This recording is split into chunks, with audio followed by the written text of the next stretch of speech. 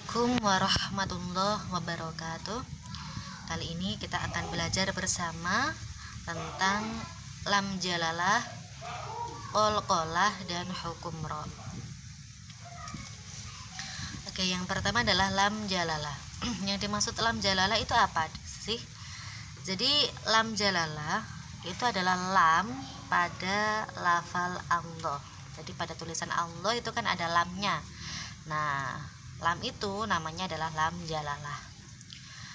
Cara mengucapkan lam tebal pada lafal Allah ialah semua lidahnya diangkat dan ditekan ke langit-langit atas sambil menekan suara yang cukup kuat.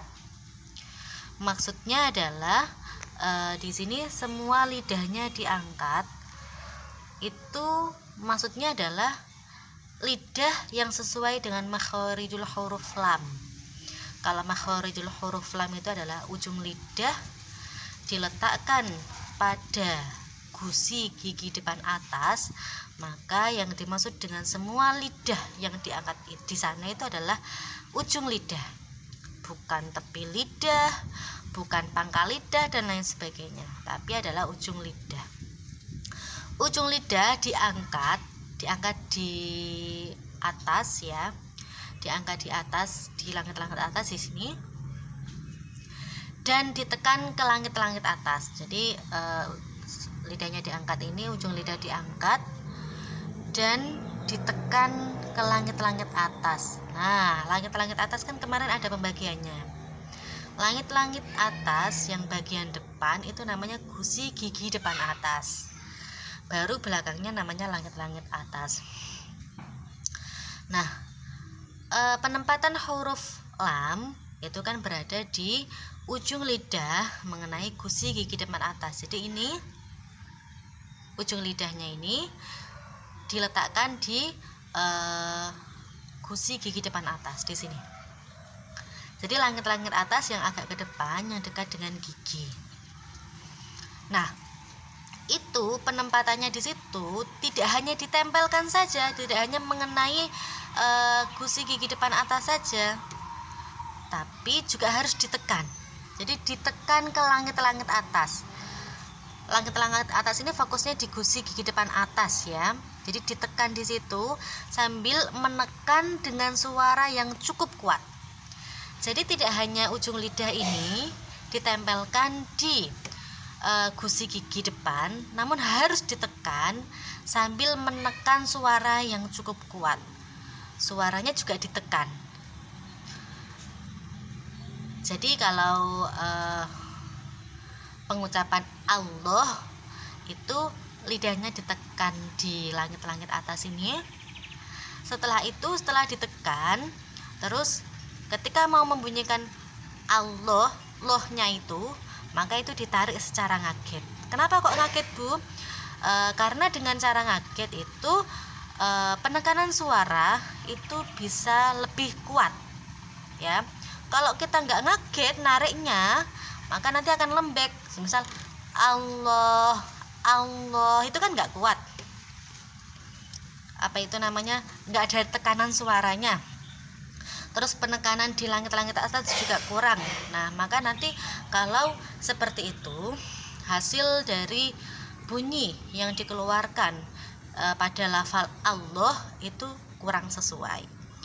Jadi bunyinya ini ditekan di atas, kayak mau bilang to itu kan ditekan, to, bukan hanya to saja sebenarnya ya. Sebenarnya to itu ada ditekan. Jadi to itu kan letaknya di ujung lidah mengenai pangkal gigi depan atas. Ditekan terus dibunyikan secara ngaget. To. Nah, kalau la Allah itu berada di atasnya sedikit. Jadi lidahnya naik ke atas sedikit, ditekan di sana terus dibunyikan secara ngaget. Allah. Allah. Allah. Seperti itu. Nah,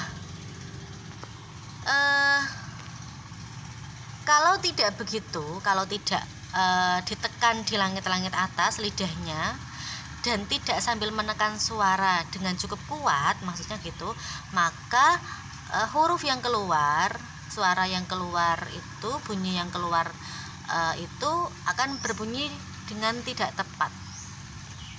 Seperti ucapan Allah yang seharusnya diucapkan seperti itu diucapkan karena memang dia tidak menekan ujung lidah ke langit-langit atas dan tidak menekan suara dengan cukup kuat, maka nanti hasilnya akan Allah, Allah, Allah, itu karena tidak ditekan. Atau Allah, Allah, Allah, terus Allah, itu malah tidak ditekan sama sekali. Kalau yang Allah ini, Allah, Allah, ini apa itu namanya, ujung lidah tidak naik ke atas ini kalau Allah, Allah. Terus yang kedua, yang selanjutnya Allah, Allah, itu juga terlalu banyak lidah yang menekan di, yang maksudnya terlalu banyak lidah yang diletakkan di langit-langit atas namun tidak sesuai ini. Yang terakhir adalah Allah. Ini kenapa kok menjadi Allah? Karena dia tidak memoncongkan mulut. Nah, kenapa kok tidak diponcongkan? Karena memang dia ini mungkin ketika menganggap tulisan Allah itu bukan harus dibaca tebal, sehingga dia membacanya tipis dengan meringis. Nah, itu juga salah ya. Bisa kan di dalam mushaf Rosem Usmani lam jalalah ini tidak ditandai panjang, bahkan dengan harokat fathah biasa. Karena telah maklum sangat banyaknya, maka harus tetap dibaca panjang satu alif, tidak boleh pendek seperti itu ya. Jadi maksudnya kalimat ini adalah pada mushaf Rosem Usmani, pada Al-Quran yang memang penulisannya masih menggunakan Rosem Usmani asli, belum diberikan variasi, maka tulisan Allah ini tidak ditulis fathah panjang, tidak ditulis kayak gini harokatnya, tapi ditulis harokat kayak gini yang ada di sini. Walaupun tulisannya seperti itu, nanti dalam prakteknya harus dibaca panjang ya, karena memang tulisan Allah itu memang aslinya dibaca panjang. Adapun kalau tulisannya pendek kayak gini, fathah ini karena memang ini sudah menjadi kemakluman bahwa karena saking banyaknya, akhirnya ya ditulis saja kayak gitu berdasarkan Rosem Usmani yang belum divariasi. Kalau semisal ada Rosem Usmani yang sudah divariasi, mungkin kalian buka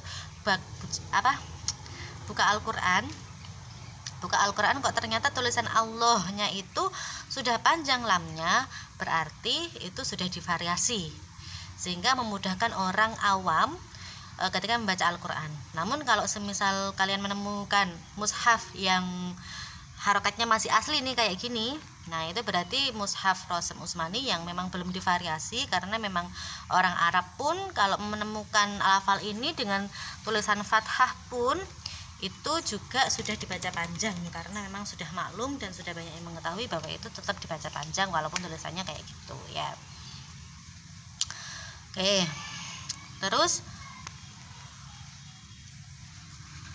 selanjutnya lam jalala setelah fathah dan dhammah harus dibaca tebal.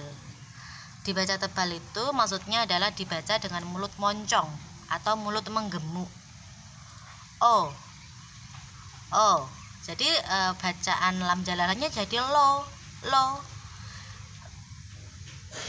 kayak gitu. Terus yang kedua, lam jalala itu juga bisa dibaca tipis apabila dia didahului kasroh atau lam jalalah itu terdapat pada setelah kasroh, seperti pada kata ini. Oke, kita yang ke A dulu. Lam jalalah setelah fathah dan dhammah harus dibaca tebal seperti ini. Allahumma. Nah, ini kalian harus hati-hati. Pengucapan Allah itu rata-rata biasanya kekeliruannya adalah A-nya tidak mangap, sehingga dibaca Allah, Allah, bunyinya Allah, bukan Allah, bukan Allah ya. Tapi menjadi Allah, atau menjadi O, Allahumma, Allahumma, qul Allahumma, wallahu. Nah, itu harus hati-hati ya. Itu salah itu ya. Seharusnya yang benar itu adalah A-nya tetap dibaca A dengan fathah yang sempurna, dengan membuka, mulut yang membuka, terus baru ke L-nya. Jadi dari A ke L itu tidak boleh diselingi dengan huruf lain. Semisal jadi Allah. Nah, itu nggak boleh ada au, atau ada Allah, A ada NG, itu nggak boleh. Jadi tetap nanti bunyinya ketika bilang Allah itu jadi L. Allah, al. Jadi tetap al, bukan au atau bukan ang ya. Hati-hati. Jadi Allah, al. Jadi tetap al. Nah, pembunyian lam ketika lam jalalah itu kan, kalau lam itu kan sebenarnya dia berada di ujung lidah. Misal ini ujung lidah ya, ini adalah langit atas, ini adalah gusi. Lam itu kan letaknya di sini, lam sini, na agak ke dalam, dan ro paling dalam. Ketika bunyinya menjadi apa itu namanya, lam jalalah, yang lamnya itu menjadi tebal, maka terdapat sifat inhiraf di sini, sehingga lam yang seharusnya berada di sini sebelum nun, dia itu akan menggeser sedikit ke arah nun. Nah, itulah kenapa lam itu mempunyai sifat inhiraf atau sifat yang melenceng dari makharijul huruf asli. Karena kita nggak mungkin mengucapkan Allah itu di tempat lam yang asli. Nanti kalau di tempat lam yang asli, maka nanti bunyinya akan tipis. Tempat lam yang asli yaitu yang setelah nun. Jadi ini ro, nun, dan lam. Nah, kalau kita tempatkan di sini ketika bilang Allah, maka nanti bunyinya jadi Allah, menjadi Allah. Nah, seharusnya agak masuk ke dalam sekiranya itu seperti makharijul hurufnya nun. Nanti kalau sudah seperti itu, nanti itu sudah tepat, karena memang pembunyian dari Allah karena butuh tebal, sehingga nanti akan melenceng sedikit ke arah nun, seperti itu ya. Dan itu memang seperti itu, karena memang lam itu mempunyai sifat inhiraf yang kemarin kita sudah bahas di sifatul huruf ya. Oke, jadi begitu. LK yang pertama adalah pengucapan Allah, seperti itu. Diusahakan tidak Allah, tapi A-nya juga mangap Allah.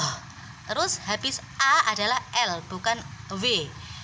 Allah bukan gitu, dan bukan NG Allah, atau bukan Allah, bukan seperti itu. Tapi Allah gitu ya. Oke, sudah cukup. Kemudian selanjutnya adalah qalqalah. Qalqalah adalah suara tambahan yang kuat yang keluar setelah menekan makhraj. Sebenarnya ini kemarin sudah saya singgung juga di sifatul huruf, yaitu jadi huruf-huruf yang mempunyai sifat qalqalah atau huruf-huruf yang ketika dia diucapkan dia mengandung suara tambahan yang kuat yang keluar setelah menekan makhraj. Nah, qalqalah ini akan sangat kelihatan ketika huruf-huruf qalqalah ini disukun. Misal huruf O itu akan kelihatan qalqalahnya, kelihatan pantulannya, kelihatan suara tambahan yang kuat itu ketika dia disukun. Misal O yang disukun adalah ako. Koknya itulah yang dinamakan suara tambahan. Suara tambahan itu maksudnya adalah pantulan itu ako. Jadi tidak boleh dibaca ak, tapi harus dibaca ako. Loh Bu, kenapa kok mencucu? Kenapa tidak ake saja? Nah, karena huruf qaf ini mempunyai sifat huruf isti'la, di mana huruf isti'la itu adalah di mana sifat huruf isti'la itu adalah sifat yang ketika mengucapkan huruf-huruf tersebut harus suara mengarah ke langit-langit atas, sehingga suara tersebut terkesan bunyi O. Jadi bunyi ko itu kan dibaca ko, bukan kan bukan, tapi dibaca ko. Nah, ketika sukun juga harus sesuai dengan sifat aslinya, yaitu tetap o. Jadi bacanya ako. Loh bukan aku saja. Nah, karena qaf itu selain mempunyai sifatul huruf isti'la, dia juga mempunyai sifatul huruf infitah. Jadi selain dia ako mencucu, dia mencucunya juga agak terbuka. Jadi bukan aku, tapi ako kayak gitu ya. Selanjutnya yaitu to itu juga nanti ketika disukun dia menjadi ato. Nah, to ini tidak usah terlalu membuka ya, karena memang dia masuk ke huruf itbaq. Jadi ato, bukan ato, bukan gitu, tapi ato gitu. Terus yang ketiga adalah ba itu nanti kalau disukun jadi ab. Selanjutnya adalah jim itu ketika disukun adalah aj. Selanjutnya dal ketika disukun adalah ad. Oke. Huruf 3 ini hati-hati jangan sampai mendesis ya, bukan abu, terus bukan aju, bukan ade, bukan, tapi tidak mendesis. Ab, aj, ad, seperti itu. Nah, ini adalah contohnya.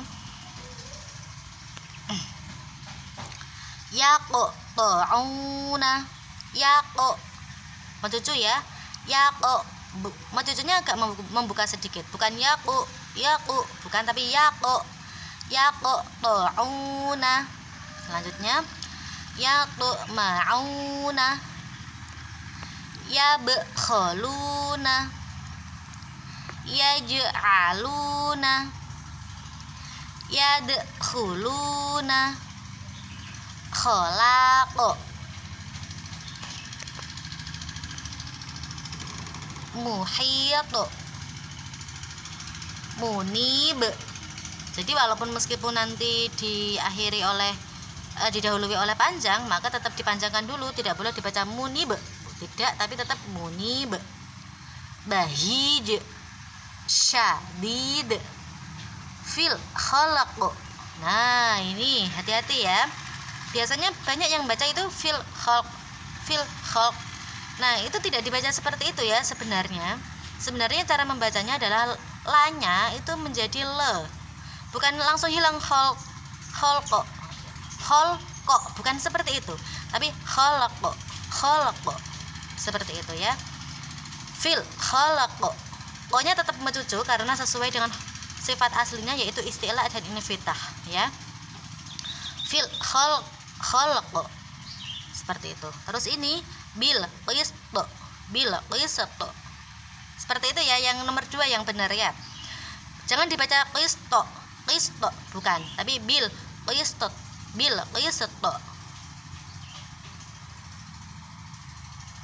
Terus yang selanjutnya adalah ini,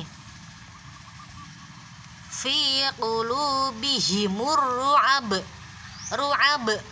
Jadi ya, ru'ab, banyak tetap dikol-kolahkan. Selanjutnya adalah ni'mal abd.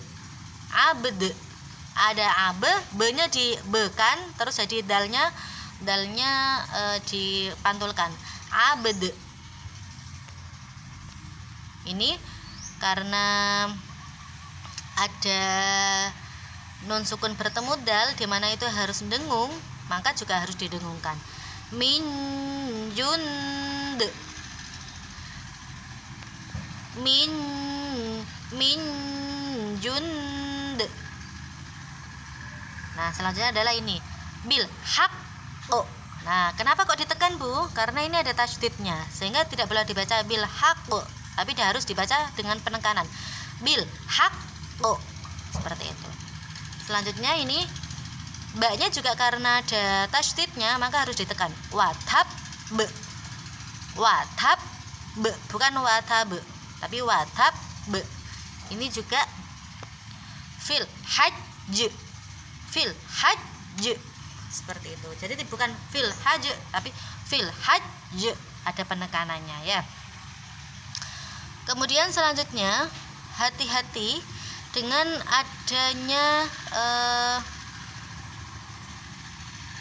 lafat-lafat yang kadang banyak yang menganggap ini qalqalah, tapi sebenarnya bukan qalqalah. Salah satunya adalah contohnya tadlil. Banyak yang membaca tadlil, dotnya ini dikolkolahkan, dipantulkan. Padahal seharusnya bukan loh. Kenapa Bu kok bukan? Ya iya, karena dot itu tidak termasuk dari huruf qalqalah. Tadi huruf qalqalahnya ada apa saja? Ada qaf, to, ba, jim dan dal. Ada 5. Nah, dot itu kan tidak termasuk pada 5 ini. Maka dari itu ketika membaca dot yang disukun itu tidak usah dipantulkan. Jangan dibaca fi tadlil, itu salah ya. Seharusnya tetap fi tadlil gitu aja. Enggak usah dipantulkan. Selanjutnya ini juga rib lahum, tidak usah memantul. Ini juga min fadlih, dzi fadlin fadlah. Hati-hati ya, itu tidak memantul. Terus selanjutnya ini hafiz. Zo itu bukan qalqalah juga, jangan dibaca hafiz. Salah kalau gitu. Harusnya dibaca dengan sesuai makharijul huruf zo, dan tetap pada sifatnya. Kalau zo itu juga termasuk huruf yang istilah atau huruf yang moncong. Jadi hafiz tetap mencucu, hafiz, bukan hafiz bukan, tapi hafiz ada mencucunya. Mahfuz, wa'iz qola, bukan wa'iz qola, tapi wa'iz qola. Hanir, an'amta alaihim ghairil maghdubi alaihim Nah, ini bukan magdu, bukan gitu. Ini yang biasanya salah. Ghain itu bukan huruf qalqalah. Jadi tidak usah dibaca magdu, bukan, tapi magdu kayak gitu ya.